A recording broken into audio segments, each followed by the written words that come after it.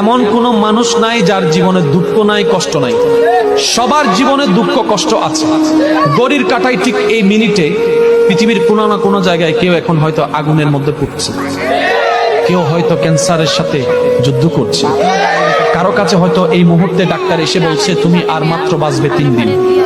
হয়তো কেউ এখন মৃত্যুর সাথে পাঞ্জা লড়ছে, কেউ বা হয়তো দুনিয়াতে মাত্র সন্তান জন্ম হয়েছে, মাটা মাত্র মারা গিয়েছে। আপনি একটু ঠান্ডা মাথায় দেখেন, আপনার চতুর্পাশে জানা অজানা প্রত্যেকটা মানুষ যার মুখে হাসি আসে, সেও কোনো না কোনো দুঃখে, কোনো না কোনো কষ্টে আছে।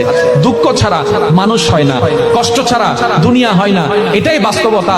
আর এই চির বাস্তবতা, চির সত্য কথাটা যে যত দ্রুত মনের মধ্যে বসাই নিতে পারবে, সে তত দ্রুত সুখের সন্ধান পেতেই থাকবে। বলেন সুবহানাল্লাহ।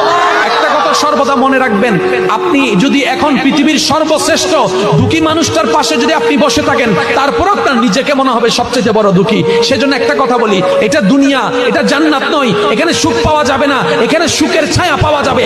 আসল সুখ তো জান্নাতে, আসল